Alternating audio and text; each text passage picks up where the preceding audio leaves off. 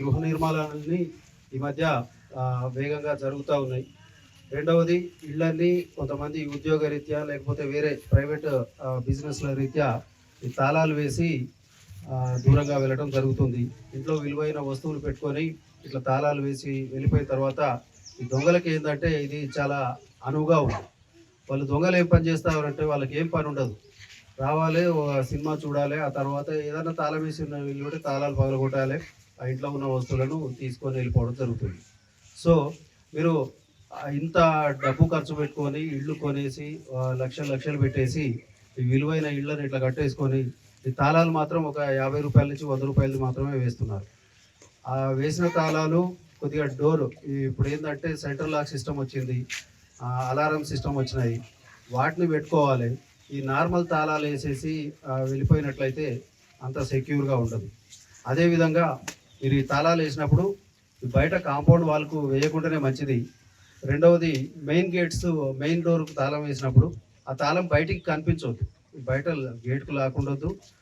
Main గేట్కు మీరు తాళం వేసిన తర్వాత, మెయిన్ డోర్కు తాళం వేసిన తర్వాత ఆ తాళం బయటికి కనిపించినట్లయితే వాడు క్లియర్గా అర్థమవుతుంది ఇంట్లో ఎవరు లేరు. చుట్టుపక్కల చూస్తే ఎవరు అందరూ ఇళ్లలో ఉన్నారనుకో, వాడు ఈజీగా తాళం పగలగొట్టేసి ఆ ఇంట్లోకి వెళ్ళి దొంగతనం చేయడం జరుగుతుంది. అదేవిధంగా ఈ వస్తువులు కూడా వాడికి ఇంట్లోకి పోయిన తర్వాత ఇక ఈజీ. ఇక రెండవది ఏంది, బెడ్రూమ్ తాళం పగలగొట్టాలి, అల్మారా తర్వాత బీరువాలు ఎక్కడెక్కడ ఉన్నాయి అవి చూసేసి బీరువాను ఓపెన్ చేయడం, అందులో ఉన్న వస్తువులను తీసుకెళ్ళడం, డబ్బును తీసుకెళ్ళడం జరుగుతూ ఉంటుంది. అందుకే విలువైన వస్తువులు ఉంటే బ్యాంక్ లాకర్స్ అవైలబుల్ ఉంటే బ్యాంక్ లాకర్స్లో పెట్టుకోవాలి. రెండవది, ఈ కీస్ అవైలబుల్ ఉంటాయి, వాళ్ళు బీరువా తాళం వేస్తారు, తాళం బీరువా మీదనే పెడతారు, లేకపోతే మంచంలో దిండి కింద పెట్టేస్తారు. వాడు చూసే ఫస్ట్ అవే చూస్తాడు. ఇక రెండవది, అవి రెండు దొరకకపోతే జస్ట్ ఆ రాడ్స్ తోటి ఆ బీరువాలను పగలగొట్టడం, డబ్బులు దొంగిలించడం జరుగుతుంది. ఇంకొకటి, మీరు ఇంత ఒకటి ఇదే శివసాయి నగర్లో పోయిన నెలలో ఒక దొంగతనం అయింది. అందులో వాళ్ళు చెప్తున్నది ఒక 10 తులాల బంగారం పోయిందని చెప్తున్నారు. ఈ రోజుల్లో ఒక తులం బంగారం 1,30,000 వచ్చింది.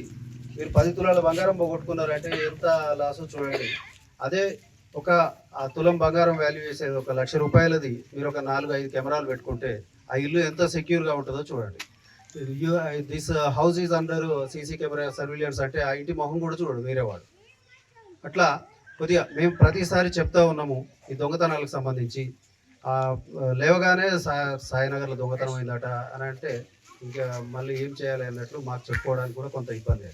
సో మీరంతా కాలనీ ప్రెసిడెంట్ అయినా సరే, మిగతా కాలనీ మెంబర్స్ అందరూ వాలంటీర్గా వచ్చేసి ఈ కాలనీకి ఒక 10-12 కెమెరాలు పెట్టేయండి. 100 పెట్టేయమని చెప్పట్లేము, మీరు ఒక 10 కెమెరాలు పెట్టించుకోండి. మెయిన్ ఎంట్రీస్ ఎక్కడెక్కడ ఉన్నాయి, తర్వాత ఈ దొంగలు వచ్చేసి ఈజీగా వెళ్ళడానికి ఏముంటుంది, వాడు మోటార్ సైకిల్స్ అట్లా వస్తారు, లేదా నడుచుకుంటూ వస్తాడు. వాడు వచ్చిన తర్వాత ఏదో రూట్లో మళ్ళీ మెయిన్ రోడ్ ఎక్కాల్సిందే. శివసాయి నగర్ కాలనీలో కమ్యూనిటీ కాంటాక్ట్ ప్రోగ్రాము నిర్వహించడం జరిగింది. దీనికి సంబంధించి డిఎస్పీ గారు మరియు సబ్ డివిజన్ ఎస్ఐలు మేమందరం సిబ్బంది అందరు ఇక్కడ రావడం జరిగింది.